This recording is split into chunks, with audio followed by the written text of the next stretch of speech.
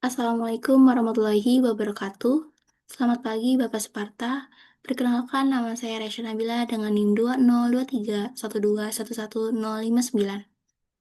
Pada kesempatan di pagi hari ini, saya mau mempresentasikan hasil dari penelitian saya dengan judul Pengaruh Literasi Keuangan, Literasi Ekonomi, Finansial Self-Efficacy, dan Literasi Finansial Teknologi terhadap keputusan investasi digital melalui perilaku keuangan sebagai variabel intervening di Kabupaten Serang. Baik, di sini alasan saya memilih Kabupaten Serang karena di wilayah tersebut perkembangan akses finansial teknologi dan investasi digital itu sudah meningkat. Tetapi literasi keuangan dan literasi digital itu sangat terbatas sehingga adanya kesenjangan antara inklusi keuangan dan pemahaman masyarakat yang minim. Di wilayah tersebut banyak sekali masyarakat yang menjadi korban pinjaman online dan menjadi korban investasi bodong. Di sini ada bab pendahuluan, yang dimana yang kita tahu saat ini perkembangan teknologi keuangan ataupun finansial teknologi itu berkembang secara pesat di era modern. Hal ini membuat masyarakat itu semakin mudah mengakses layanan keuangan termasuk layanan investasi digital. Namun, kemudahan akses tersebut tidak selalu diikuti dengan pemahaman yang baik. Masih banyak sekali masyarakat yang memiliki tingkat literasi keuangan yang cukup rendah. Nah, akibatnya meskipun banyak sekali masyarakat yang sudah mulai berinvestasi, tetapi masyarakat itu belum bisa mengambil sebuah keputusan yang rasional dan cenderung beresiko, baik itu dalam jangka panjang maupun jangka pendek. Nah, kondisi ini itu menjadi sangat menarik untuk saya tinjau, untuk saya teliti lebih dalam, karena di wilayah Kabupaten Serang ini termasuk wilayah yang semi rural, dengan jumlah penduduk 1,76 juta jiwa, dan terus mengalami pertumbuhan secara signifikan dari tahun ke tahun. Di sisi lain, terdapat fenomena antara kesenjangan akses dan pemahaman masyarakat.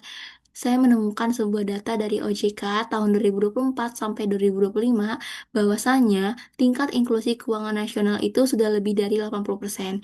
Tetapi saya juga menemukan sebuah data dari OJK Provinsi Banten tahun 2024 yang menyatakan bahwa literasi keuangan digital di Banten itu masih di angka 35% dan literasi digital itu di angka 45%. Nah, dari data tersebut, saya menyimpulkan bahwa masyarakat sudah memiliki akses yang luas terhadap layanan keuangan eh, secara digital, tetapi belum memiliki pemahaman yang cukup. Nah, hal ini tuh menunjukkan adanya gap antara inklusi keuangan dan literasi keuangan yang dimana akan berpotensi mempengaruhi kualitas keputusan investasi masyarakat. Nah, berdasarkan kondisi tersebut, penelitian ini menjadi penting untuk saya lakukan di tahun berikutnya. Nah, di sini ada research gap dari penelitian saya. Yang pertama adanya penelitian terdahulu itu tentang pengaruh literasi keuangan terhadap keputusan investasi digital itu masih inkonsisten. Terus belum ada studi yang mengintegrasikan literasi tersebut secara bersamaan dalam perilaku keuangan sebagai intervening. Dan penelitian di wilayah semi rural seperti Kabupaten Serang ini masih sangat terbatas, eh, meskipun akses investasinya itu sudah meluas. Nah, untuk novelty-nya, saya menggabungkan empat literasi tersebut secara bersamaan dalam satu model. Dan saya menguji perilaku keuangan sebagai variabel intervening secara penuh untuk pada keputusan investasi digital. Yang ketiga, saya menggunakan konteks Kabupaten Serang karena wilayahnya semi rural dan belum banyak diteliti.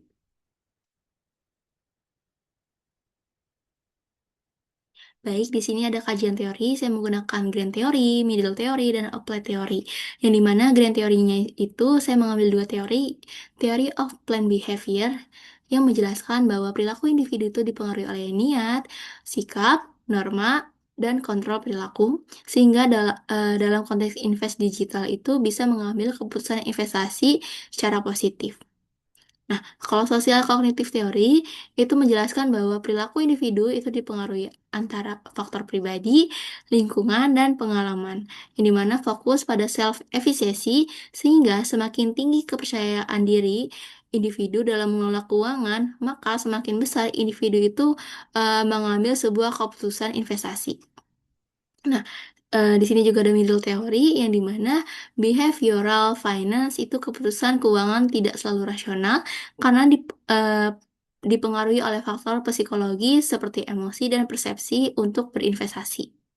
Terus ada signaling teori yang dimana menjelaskan bahwa informasi berperan penting sebagai sinyal dalam mengambil keputusan, sehingga individu itu menggunakan tingkat literasi sebagai dasar dalam menilai suatu investasi. Dan di sini juga ada applied teori, keputusan investasi digital itu variable dependent, yang dimana proses pengambilan keputusan itu untuk mengalokasi dana pada instrumen investasi.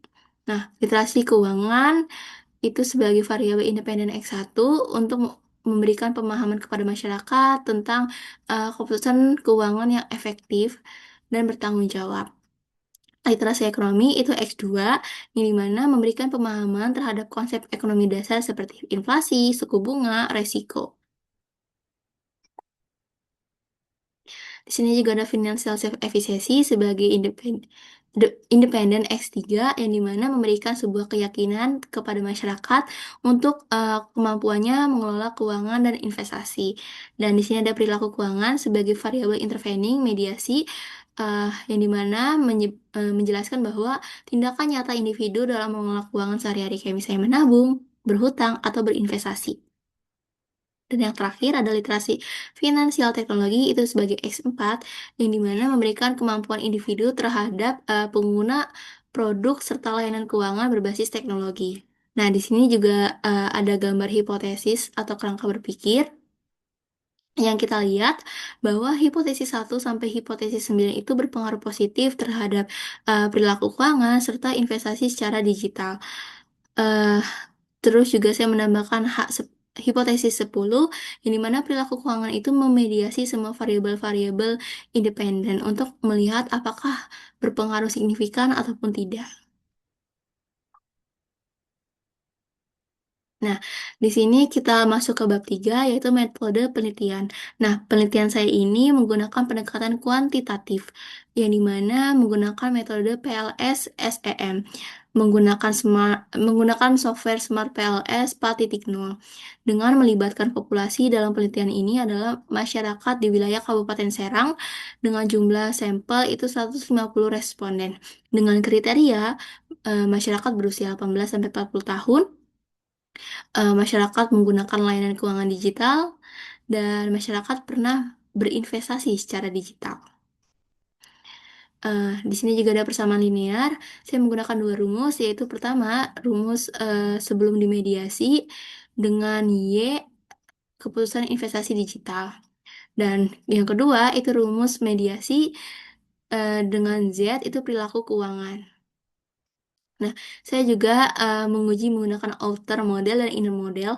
Outer model adalah uji validitas dan uji reliabilitas. Sedangkan inner model itu saya menguji menggunakan R square dengan kriteria 0,67 itu R square-nya baik, 0,33 itu moderat, 0,19 itu artinya lemah. Nah, untuk pengujian hipotesis, saya menggunakan PET coefficient, tes statistik, dan p-value. Nah, di sini ada barcode untuk mengisi kuesioner dengan indikator-indikator variabel yang sudah saya buat di layar. Nah, kita masuk ke kesimpulan.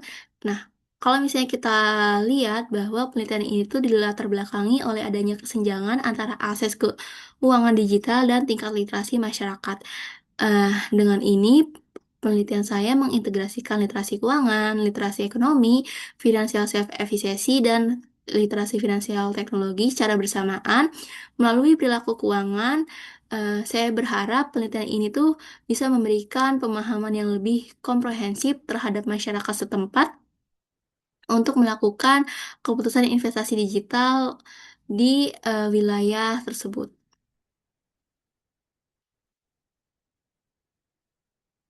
Baik, sekian saja presentasi pada pagi hari ini. Saya ucapkan terima kasih, kurang lebihnya mohon maaf. Wassalamualaikum warahmatullahi wabarakatuh.